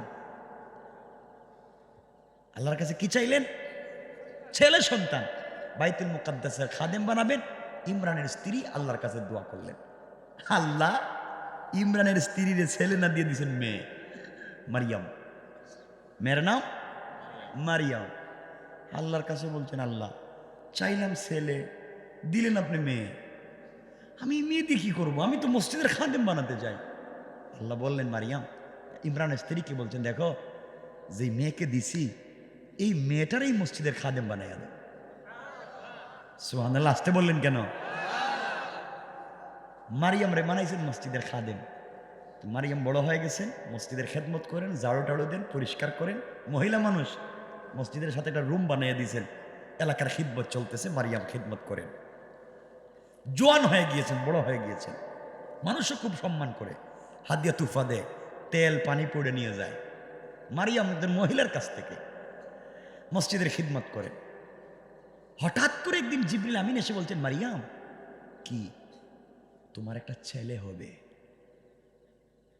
সুবহানাল্লাহ। আর একটু জুড়ে কন্যা সুবহানাল্লাহ। মারিয়াম বলতেছেন, আপনি কে?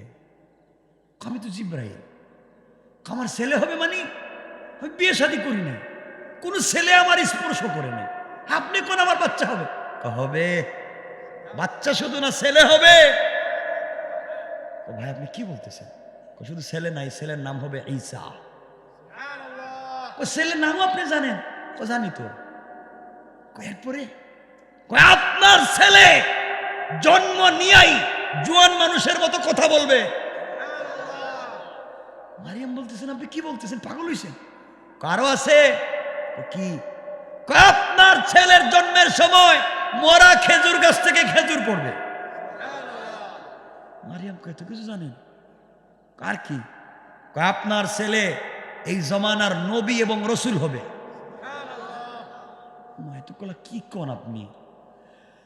এই পৃথিবীতে একমাত্র আল্লাহ আপনার ছেলের নামে ঈসা রাইখা দিয়েছেন। আল্লাহু আকবার। মারিয়াম বলছেন, জিবরাইল আর কি? আপনার ছেলে হবে শান্ত, শিষ্ট, ভদ্র। বিয়া বিয়ের সাথে কিচ্ছু লাগবে না। ওইটা কোন সিস্টেমে?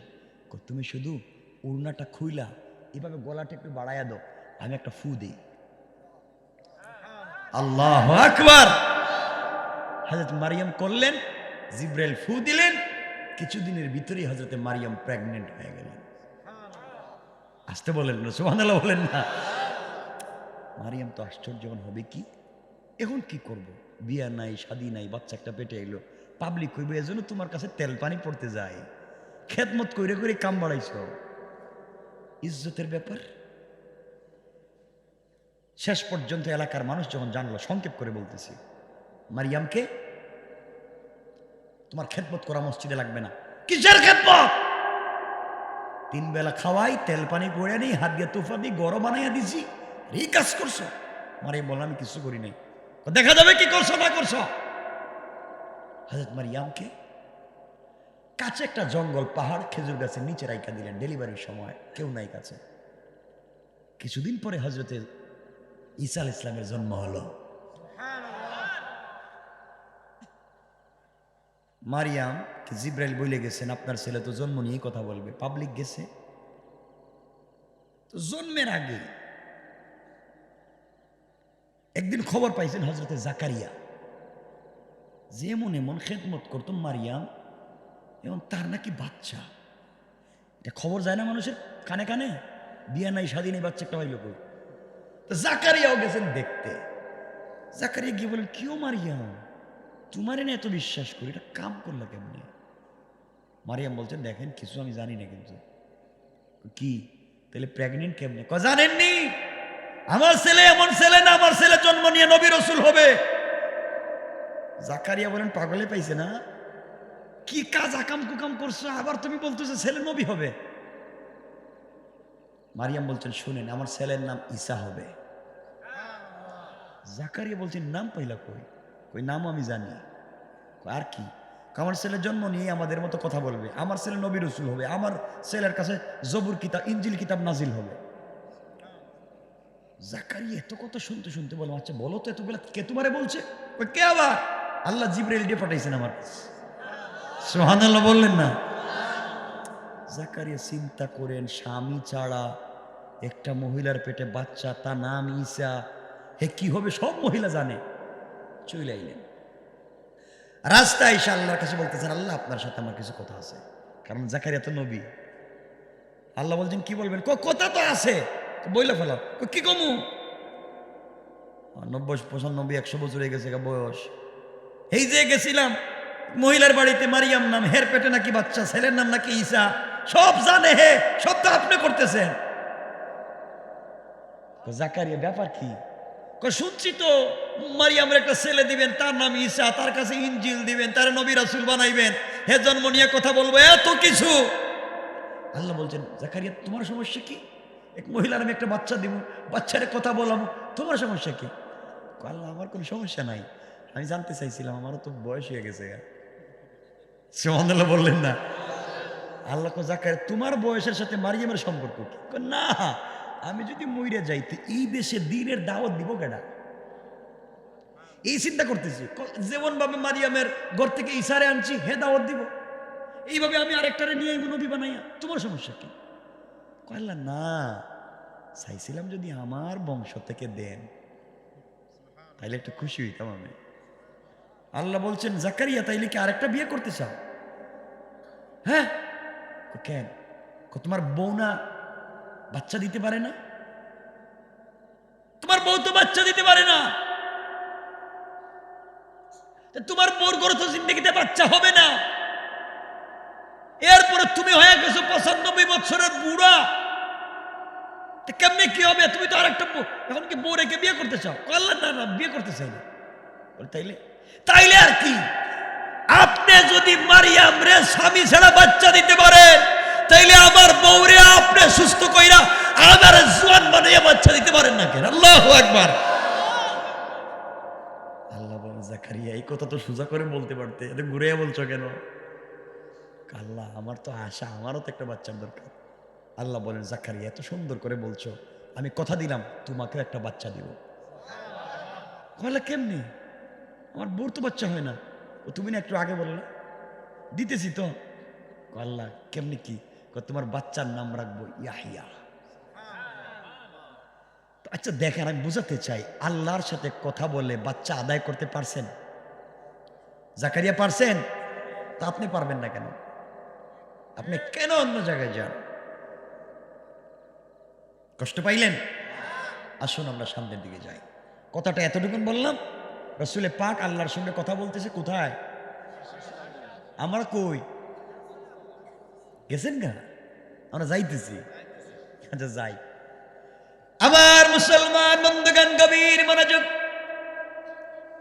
কিয়ামতের দিনে হিসাব নিকাশের পরে জান্নাতীরা যখন জান্নাতে চলে যাবে, জাহান্নামীরা যখন জাহান্নামে চলে যাবে, এমন সময়ে আমার আল্লাহ জান্নাতীদেরকে লক্ষ্য করে বলবেন, জান্নাতীরা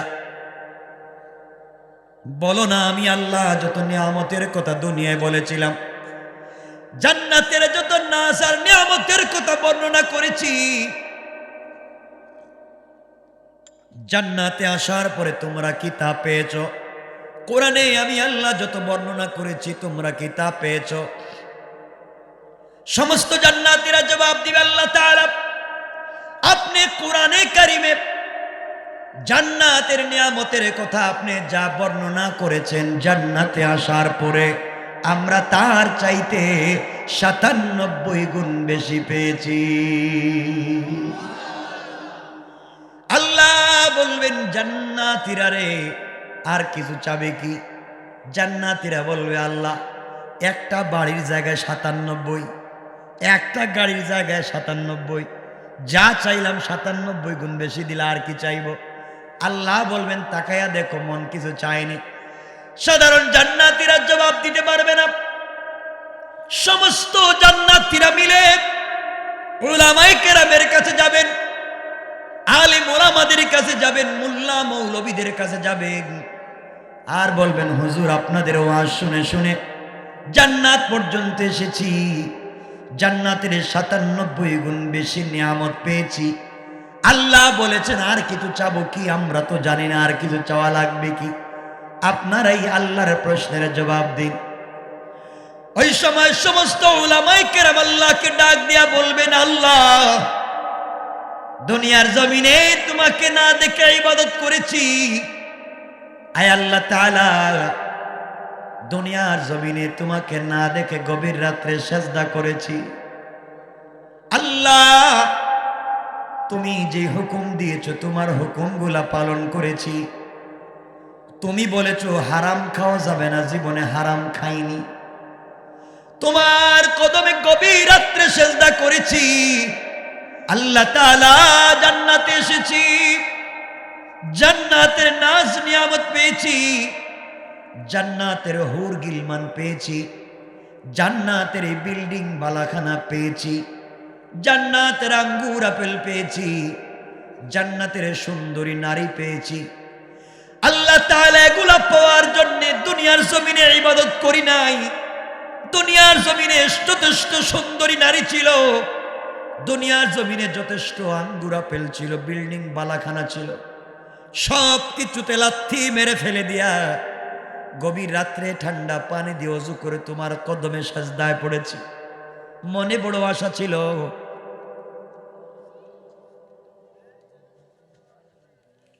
আওয়াজও শোনা যাবে না, কি করব? জান্নাতে আইসা এখনো তোমাকে দেখলাম না। যে আল্লাহরে না দেখা সারা রাত জেগে ওয়াজ শুনছি তোমার নামে, তোমারে না দেখা কত সেজদা তোমারে দিছি, জান্নাতে আসলাম তোমারে পাইলাম না। এই জান্নাতের কোনো দরকার নাই, যেখানে আসলে রবকে পাওয়া যায় না। প্রয়োজন বোধে আমাদেরকে জাহান্নামে দিয়ে দাও, তবে এমন জাহান্নামে দিও যেখানে পুইড়া গেলেও দুইটা চোখ দিয়া তোমারে দেখতে পারে। সুবহানাল্লাহ, জুড়ে পড়েন না। এজন্য আব্দুল কাদের জিলানী বলতেন জান্নাতু জাহান্নাম সে ইয়া রব কিয়া করো আরজু হ্যায় কে मैं तुझे দেখা করো।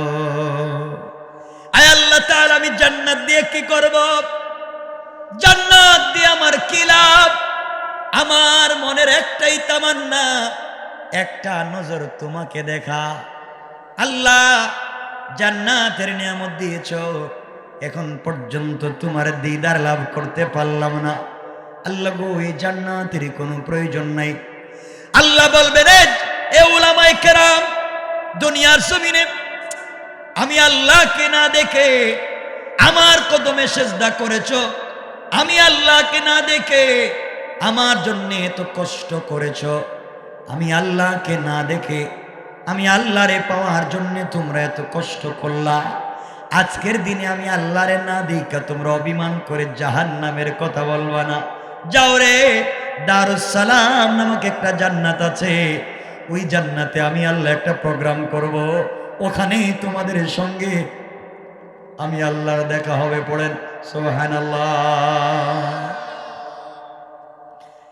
সমস্ত জান্নাতীরা দারুস সালামে পৌঁছে যাবে।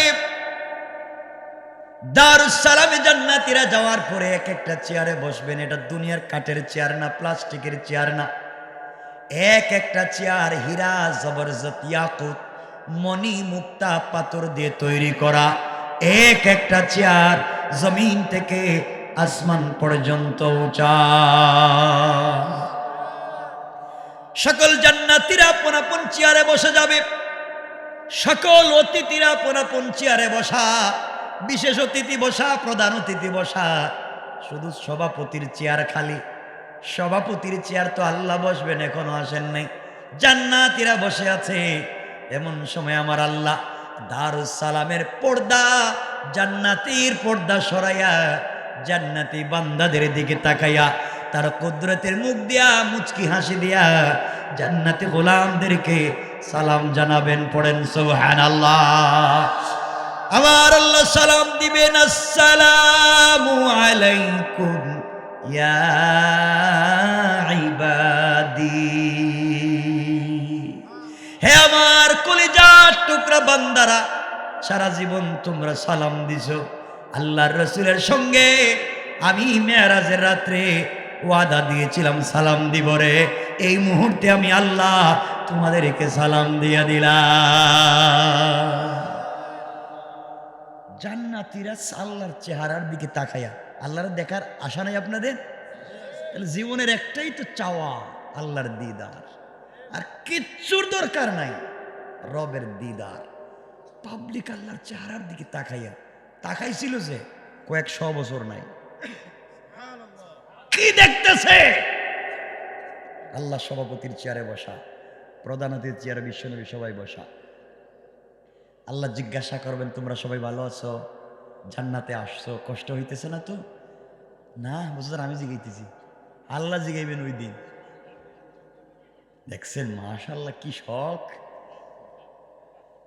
এমন সময় আল্লাহ হুর গেলমানদেরকে, খাদেমদেরকে বলবেন, কোথায়? আমি আমার জান্নাতে গোলামদের সঙ্গে ওয়াদা দিয়েছিলাম, জান্নাতে আসলে তাদেরকে আমি আল্লাহ প্রথম নাস্তাটা আমি করাবো। সুবহানাল্লাহ। তো আসতে বলেন কেন? নাস্তা কে করাবেন? আল্লাহ। আমার আল্লাহ হুর গেলমান খাদেমাদেরকে ডাকবেন, কোথায় রে, আসো। এদিকে আমার আল্লাহ হামদে বারি তাআলা পরিবেশন করার জন্য ইসরাফিলকে বলবেন, আপনি দাঁড়ান, হামদে বারি তাআলা পরিবেশন করে আমার বান্দাদেরকে শোনায়া দেন। ইসরাফিল ফেরেশতাদের মধ্যে সব থেকে সুন্দর কণ্ঠের অধিকারী। ইসরাফিল দাঁড়াইয়া যাবেন হামদে বারি তাআলা পরিবেশন করবার জন্যে। আল্লাহ হুর গেলমানদেরকে বলবেন, নাস্তা নিয়ে আসো। আপনাদের কেমন নাস্তা পছন্দ? আপনাদের কারো ডায়াবেটিস, হাই প্রেশার, সব তো খাইতে পারবেন না, মিষ্টি নাই। আমার আল্লাহ বলবেন, জান্নাতীরা শোনো, ও খাদেমেরা শোনো, গোটা দুনিয়ার মাটি চিপে রস বাহির করে ওই রস দিয়া খাই বানায়া, খামির বানায়া রুটি তৈরি করো। এই রুটির মধ্যে আঙ্গুরের ফ্লেভার, বেদানার ফ্লেভার, মাল্টার ফ্লেভার, আপেলের ফ্লেভার আসেনি? সব কিছু আছে। আল্লাহ বলবেন, রুটি তৈরি করো, আর পৃথিবীর যত ধরনের মাছ আছে রে, সকল মাছের কলিজা বোনা করে এক একজন জান্নাতীর সামনে ৮০,০০০ খাদেমা ২ হাতে ১,৬০,০০০ নাস্তার প্লেট নিয়া এক একজন জান্নাতীর সামনে হাজির হয়ে যায়।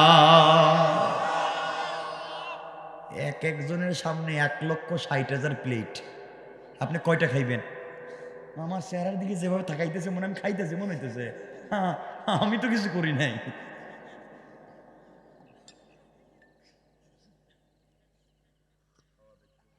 শুধু আপনাদের ভালোবাসা এতক্ষণ কথা বলতেছি, রাত্রে নিলে বলতামই না, কয়েক মিনিটের ভিতরে কিন্তু রাইকা দিব আমি। আরে না, আমি বহুত দূরে যাবো তো, আমি কথা বলে আসছি ভাই। না শুনেন না, এজন্যই তো এতক্ষণ কথা বলতেছি। একটা হয়ে যাইতেছে রাত্রে না, আপনাদের গড়ি চলে না নাকি? শোনেন না, লম্বা করবো না বাবা, শোনো।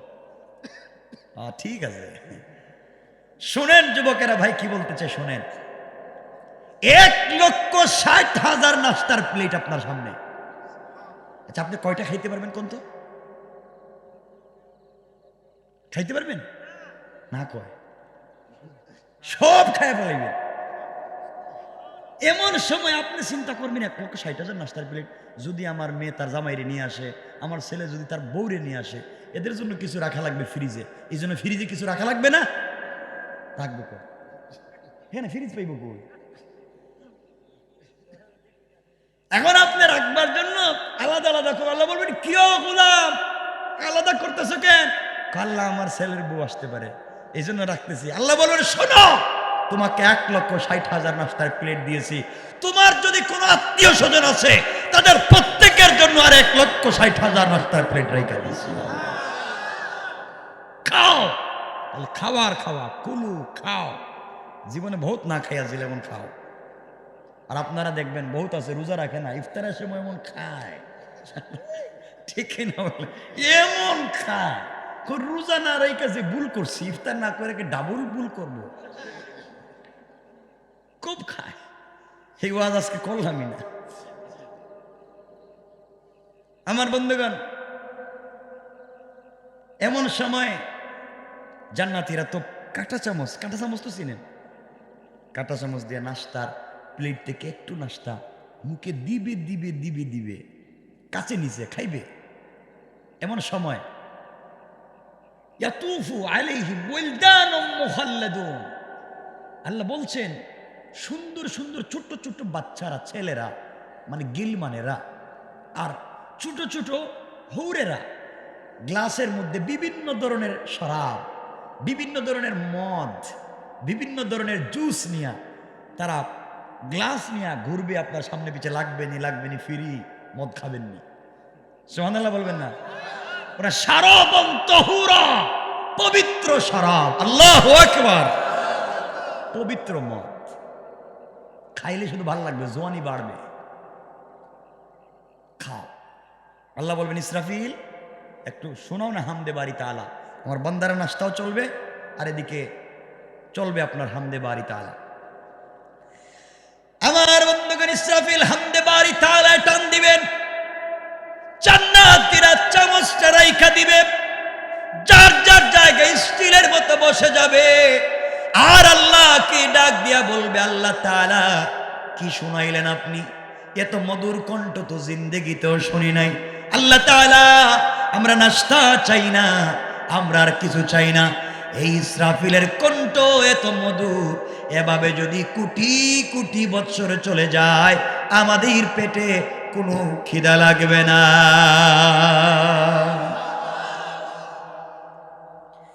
আমার আল্লাহ বলবেন জান্নাতীরা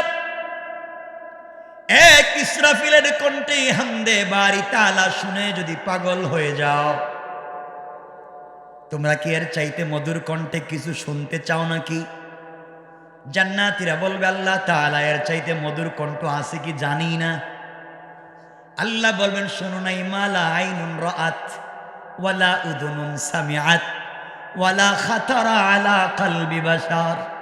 আমি আল্লাহ জান্নাতে এমন জিনিস রেখে দিয়েছি যা তোমাদের চোখ জিন্দেগিতে দেখে নাই, তোমাদের কান কোনোদিন শোনে নাই, তোমাদের কলব কোনোদিন চিন্তা করতে পারে নাই। এমন নিয়ামত আমি আল্লাহ জান্নাতে রেখে দিয়েছি। বললাম রে, এই মুহূর্তে তোমাদের সামনে আজকে বিশেষ অতিথি পয়গম্বর দাউদ দাঁড়াইয়া তোমাদের সামনে আমার কোরআন থেকে সূরা ইয়াসিন তেলাওয়াত করে শোনাবেন। কোন সুবহানাল্লাহ। কি রে ভাই, এটা কি ডায়াবেটিস নাকি? তা কতক্ষণ পরে পরে সুগার কমে যায়, সুগার বেড়ে যায়, কি কর্ম তো আসতেছেই না। আর কথা বলবো না, কিন্তু আমার বারবার কষ্ট হয়, এটা নাই। এ কি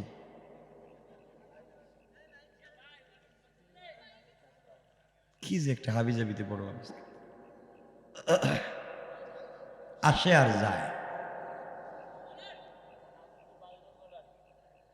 আমার বন্ধুগণ, এক পর্যায়ে আল্লাহ পাক হযরতে দাউদকে বলবেন, দাউদ দাঁড়ায়া যাও, আজকের বিশেষ অতিথি আমার কুরআন থেকে সূরা তাহা তিলাওয়াত করে জান্নাতি বান্দাদেরকে শোনায়া দাও। আমি সভাপতি, তুমি শোনাও। হযরতে দাউদ দাঁড়ায়া যাবেন, আল্লাহর কোরআন থেকে সূরা তাহা তেলাওয়াত শুরু করবেন।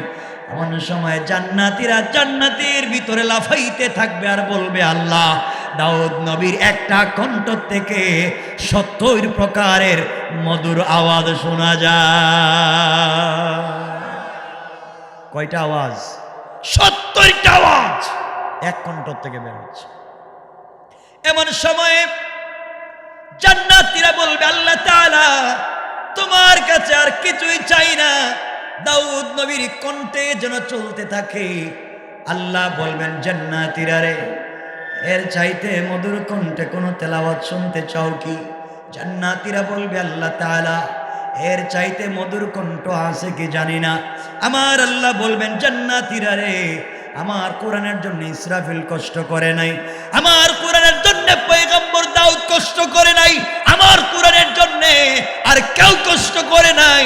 আমার কোরআনের জন্য যেই নবীজি তায়েফের ময়দানে রক্তাক্ত হয়েছেন, ওহুদের ময়দানে দান্দান শহীদ করেছেন, মাথায় লোহার কোড়া ঢুকিয়েছেন, তার কলিজার টুকরা চাচা হযরত হামজার কলিজা বের করে দিয়েছেন, সুমাইয়ার লজ্জাস্থানে বর্ষা নিক্ষেপ করেছেন, যে ইসলামের জন্য আজকের প্রধান অতিথি বিশ্বনবী এই মুহূর্তে তোমাদের সামনে দাঁড়ায়া আমার সামনে কোরআন থেকে সূরা ইয়াসিন তেলাওয়াত করে শোনায়া দিবেন। কোন সুবহানাল্লাহ।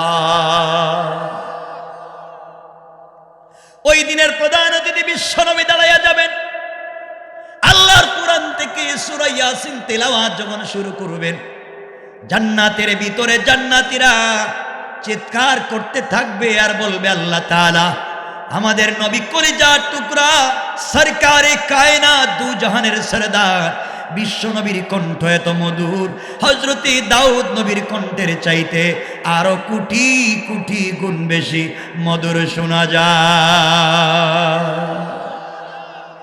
জান্নাতীরা বলবে আল্লাহ এই তেলাওয়াতকে তুমি বন্ধ করে দিও না, এই তেলাওয়াত যেন চলতে থাকে, আর কিছু চাই না। বিশ্ব নবী যেন তেলাওয়াত করে, জান্নাতের চাইতে বড় কোনো নিয়ামত নাই। আল্লাহ মুচকে হাসি দিয়া বলবেন শোনো রে জান্নাতীরা, এর চাইতে মধুর কণ্ঠে কোনো তেলাওয়াত শুনতে চাও কি? আল্লাহ ডাক দিয়ে বলছেন জান্নাতীরা রে, তোমরা আমার কোরআন এতদিন কারি আবু বাইত বিশ্ব নবীর কণ্ঠে শুনেছো, আমার কোরআন পয়গম্বর দাউদের কণ্ঠে শুনেছ, আমার কোরআন সাহাবায়ে কেরাম তাবেঈন, তবে তাবেঈন, আইম্মায়ে মুজতাহিদিন, সালফে সালেহিন, আকাবিরে দ্বীন, উলামায়ে মুতাকাদ্দিমিন, মুতাখিরিন, আসফিয়ায়ে কেরামের কণ্ঠে আমার কোরআন তেলাওয়াত শুনেছ, আমার কোরআন কারি উবাইদুল্লাহর কণ্ঠে শুনেছ, কারি আব্দুল বাসিতের কণ্ঠে আমার কোরআন শুনেছ। তোমরা আমি আল্লাহর কোরআন, আমি আল্লাহর কণ্ঠে শুনো নাই। এই মুহূর্তে তোমরা জান্নাতে আমার সামনে, আমি আল্লাহ এই মুহূর্তে আমার কোরআন থেকে সূরা রহমান আমার কণ্ঠে তিলাওয়াত করে তোমাদেরকে শোনাতে চাই। আল্লাহ তিলাওয়াত করবেন। আল্লাহ চিন্তা করতেছেন, তিলাওয়াত করবেন আল্লাহ সূরা রহমান। তখন আল্লাহ আর রহমান বলবেন না, আনার রহমান, আনা রহমান, আমি এই বলে তেলাওয়াত করবেন। তো করবেন, এখনো করেন নাই, আল্লাহ তিলাওয়াত করবেন। উম্মতদের গোলামদেরকে বলছেন আমি তিলাওয়াত করে তোমাদেরকে শোনাবো। জান্নাতীরা বলছে আল্লাহ তিলাওয়াত করবেন। দুনিয়া পাবলিক তিলাওয়াত করলে পাবলিক মরে যায় হার্ট অ্যাটাক করে, আর জান্নাতে তিলাওয়াত করবেন স্বয়ং আল্লাহ। জান্নাতের কি কন্ডিশন হবে চিন্তা করতেছেন? এই তিলাওয়াতটা শোনাবার জন্য দারুস সালামে সালাম দেওয়ার জন্যে আল্লাহর রাসূল সাল্লাল্লাহু আলাইহি ওয়াসাল্লাম মেরাজে সালামের জবাব না দিয়া উম্মতের জন্য সালাম আর তেলাওয়াত আদায় করেছিলেন যে রাসূল। এই রাসূল এখন কই? কোন রাসূল কই? ভুলে গেছে। আর সে আজিমে না, তাহলে আল্লাহর তিলাওয়াত শোনারও দরকার নাই, রাসূলটা আরশ থেকে নামাইবারও দরকার নাই। আল্লাহর তিলাওয়াত থাকুক, এটা বলতে গেলে আমার বহুত সময় চলে যাইব। আরে না কইেন না, আল্লাহর তিলাওয়াত রাইখা দিলাম, আর রাসূল রে আজকে আরশে আজিম থেকে নামাইতাম না।